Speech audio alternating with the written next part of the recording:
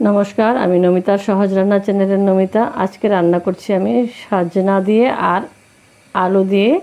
আর এটা আমি সুন্দর করে আলুটাকে একটু পাতলা করে কেটে দিয়েছি।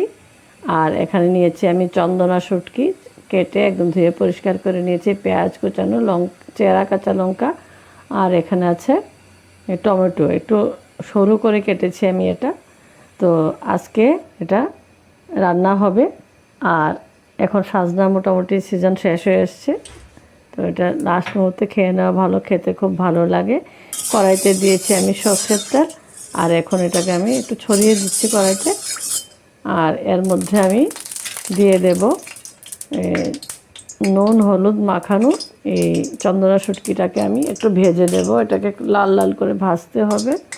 তো আমি কড়াইতে দিয়ে দিচ্ছি, এটাকে লাল লাল করে আমি ভেজে নেব। তো শুটকিটা একটু ভালো ছিল, একদম নরম নরম, ধোয়ার পরে খুলে যাচ্ছে এরকম। কোনোটা আবার একটু শক্ত হয়, ওটা খেতে ভালো লাগে না, এটা ভালো হবে। তো লাল লাল করে আমার শুটকিটা ভাজা হয়ে গেছে। তো এখন আমি এটাকে একটা বাটির মধ্যে তুলে নিচ্ছি।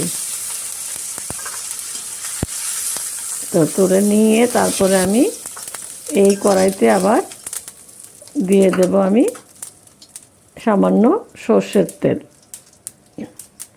এই সর্ষের তেল দিয়ে বেশি তেল লাগবে না, শুটকি সবজির মধ্যে বেশি তেল লাগে না। তো দিয়ে দিচ্ছি আমি পেঁয়াজ কুচানো, এটাকে আমি ভেজে নেব। আর এটাকে আমি ভেজে নিচ্ছি। আপনারা যারা আমার রান্না পছন্দ করেন আমার চ্যানেলটাকে সাবস্ক্রাইব করে দেবেন। আর আজকের রান্নাটা ভালো লাগলে লাইক কমেন্টস আর শেয়ার করে দেবেন। পেঁয়াজটা এরকম ভাজা হয়েছে, এখন আমি বেশি করে দিয়ে দিচ্ছি চেরা কাঁচা লঙ্কা। তো এটাকেও একটু হালকা নেড়ে নেব, নেড়ে ভেজে নিয়ে তারপরে এর মধ্যে আমি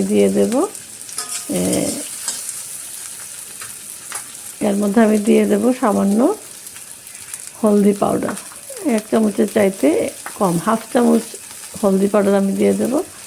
আর দিয়ে দেব এর মধ্যে আমি 1 চামচ লাল লঙ্কা পাউডার। তো অনেকগুলি কাঁচা লঙ্কাও দিয়েছি আর লাল লঙ্কাও দিয়েছি। তো এগুলোকে আমি ভেজে নেব। তো জ্বলে যাবে, এর জন্য আমি একটু জল দিয়ে দিয়েছি। তো এটাকে আমি ভালোভাবে একটু কষিয়ে নিচ্ছি, তবে জ্বলে যাতে না যায়। কোনো মশলা বা সবজি জ্বলে গেলে খাওয়াটাই নষ্ট হয়ে যায়। তো আমি এটাকে একটু ভেজে নিচ্ছি। এবার কষানোটা হয়ে গেছে মশলাটা। তো এখন আমি এর মধ্যে আমার কেটে ধুয়ে রাখা সজনের ডাঁটা আর আলুটা আমি দিয়ে দিচ্ছি। এটা ফ্রেশ ছিল, কিন্তু এখনকার ডেটে সজনাটা একটু পোক্ত হয়ে গেছে। বাজারে আর তেমন কচি তো পাওয়া যায় না, সিজন শেষ হয়ে এসছে। তো এমনিতে ফ্রেশ ছিল। তো এটাকে আমি ভালোভাবে মশলাটা মিশিয়ে দিচ্ছি। মশলাটা ভালোভাবে মিশে না গেলে তলা নিচে থাকলে আবার জলে যেতে পারে। তো তার জন্য আমি ভালোভাবে সবজির সাথে মিলিয়ে নিচ্ছি। নিয়ে এখন আমি এর মধ্যে দিয়ে দেব স্বাদ মতো নুন। 1 চামচ মতো নুন আমি এর মধ্যে দেব। তো এটাকে আমি আবার একটু ভালোভাবে মিশিয়ে, নুনটা দিয়ে ভালোভাবে মিশিয়ে নিচ্ছি। আর এখন আমি এটাকে ঢেকে দেব, ঢেকে কিছুক্ষণ রান্না হতে দেব। তো বাকি সময়টা আমি ভিডিও করব না, বাস এখন আমি ঢাকাটা তুলে দিচ্ছি। একটু জল ছেড়ে দিয়েছে, আর মাঝে আমি হাফ কাপ মতো জল এর মধ্যে দিয়েছিলাম। সবজি যাতে কোনো সময় জলে না যায় এদিকে খেয়াল রাখতে, কারণ জলে গেলে খুব একটা বাজে স্মেল হয়, এটা খেতে ভালো লাগে না। তো এখন আমার সবজিটা ভাজা হয়ে গেছে। তো তার মধ্যে আমি দিয়ে দেব ঝোলের জন্য জল। আমি 1 গ্লাস জল নিয়েছি, আরও আমার লাগবে। আমি আরও হাফ গ্লাস জল এর মধ্যে দিয়ে দেব। একটু ঝোলটা, সবজিটা পুরোপুরি তো সিদ্ধ হয়নি, 50% সিদ্ধ হয়েছে। তো সবজিটা সিদ্ধ হতে যতখানি সময় লাগে, আর বাকি একটু ঝোল ঝোল থাকবে। এখন আমি এটাকে আবার ঢেকে দেব, ঢেকে দিয়ে মিডিয়াম আঁচে রান্না করব। আর এখন ঢাকাটা তুলে আমি এর মধ্যে দিয়ে দিচ্ছি যে সরু করে কেটে রেখেছিলাম, লম্বা করে কেটেছি কিন্তু বেশি মোটা করে কাটিনি। তো এটাকে আমি উপর থেকে দিয়ে দেব। তো টমেটোটা দিয়ে আমি বেশি কোনোটা সবজি যাতে বেশি সিদ্ধ হয়ে পেঁচে গলে না যায় ওরকমভাবে করব। তো সিদ্ধ হবে কিন্তু গলে যাবে না এরকমভাবে, তাই আমি টমেটোটা পরে দিলাম। তো এখন আবার একটু আমি ঢেকে দেবো, 1-1.5 মিনিট এভাবে রান্না করব। রান্না করার পর আমার সবজিটা মোটামুটি শেষের দিকে।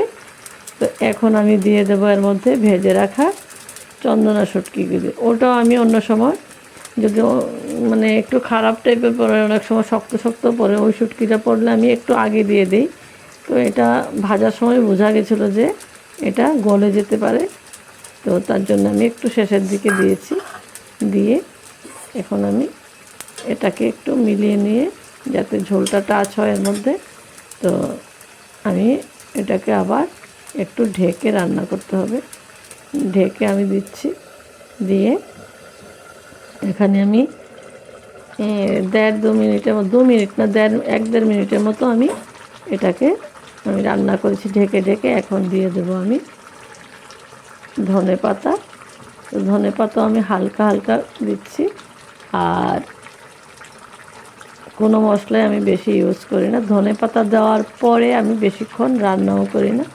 ধনে পাতাটা সিদ্ধ হয়ে গেলে আবার ওর গন্ধটাও ভালো লাগে না।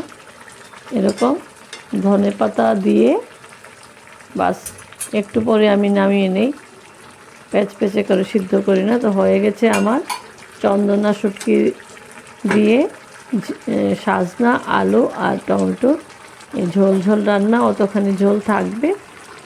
তো সবাই রান্নাটা দেখার জন্য ধন্যবাদ। ভালো থাকবেন, সুস্থ থাকবেন।